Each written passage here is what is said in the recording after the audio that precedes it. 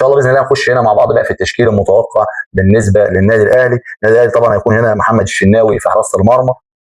امام منه ياسر ابراهيم، وهنا ياسين مرعي، على اليمين محمد هاني، وفضل محمد شكري، ولكن الراجل هيكمل برضه باحمد نبيل كوكا. احمد نبيل كوكا يعني انا بشوف ان احنا بنلعب ناقصين احمد نبيل كوكا، سواء على المستوى الدفاعي او على المستوى الهجومي، وبيعمل مشكله كبيره جدا في التغطيه العكسيه، حتى عنده مشاكل كبيره وكارثيه في التغطيه العكسيه،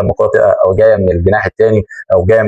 من الباك هنا الناحيه الثانيه في عمق الملعب في ظهر المدافع، هنا بيبقى عنده مشكله كبيره جدا هنا احمد نبيل كوكا. التغطيه العكسيه بتفقده في بناء اللعب، وبتفقده في الدفاع، وبتفقده في الهجوم زي ما اتكلمنا قلنا مرارا وتكرارا، ولكن الراجل هو هيكمل بيه ان شاء الله باذن الله. نتمنى يعني لو يقدر يحط محمد شكري، انا افضل محمد شكري، حافظ الحته دي دفاعيا هجوميا، عرضيات، بيعرف يتحرك زي ما اتكلمنا وقلنا مرارا وتكرارا، وجبت مع بعض ده بالحالات واتكلمنا عليها كتير، ولكن الراجل ممكن يحط احمد نبيل كوكا هنا في عمق الملعب. طبعا هيلعب هنا اليو ديانج وهيكمل باليو ديانج، وهنا طبعا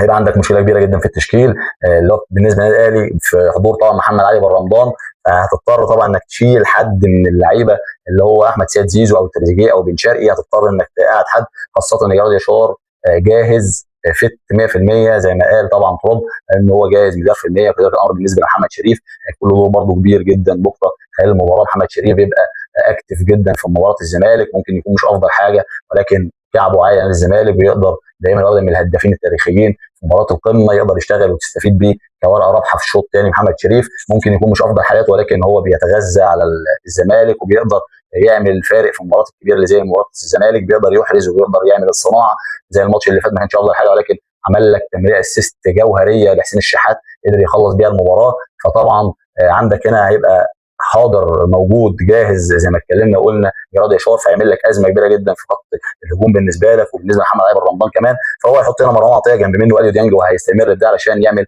الحته بتاعت التغطيه الدفاعيه، ويبدا يبقى مامن عنده الجزئيه الدفاعيه كويس، ويبدا برضه يشتغل في الجزئيه الهجوميه باريحيه. اليو ديانج بيعمل الحته ديت، وشفناه اكتر من مره بيزيد في الحته ديت، وبيقدر يعمل دلوقتي اللينك ما بين الجناح، ويقدر يحط التمريرات برضه كسر الخطوط بيعملها بشكل كويس، شفناها برضه في مباراه سيراميكا والمباراه اللي قبل منها، وخد مان اوف ذا ماتش الماتش اللي فات. اليو ديانج ماشي بثبات مستوى كبير جدا في الحته ديت، فهتلاقيه متواجد جنب مروان عطيه. هيحط هنا محمد علي بن رمضان امامهم، سواء محمد علي بن رمضان هيلعب 10 او هيلعب 8 هنا، وبالنسبه لاليو ديانج هيزيد هو في الحته ديت برضه. لكن هشوف ان محمد علي بن رمضان هياخد حريه كبيره جدا هنا في المنطقه ديت، لازم يستغل طبعا الجزئيه اللي هي في ظهر المدافعين الاثنين ديفندرات، يبدا يقطع في وسط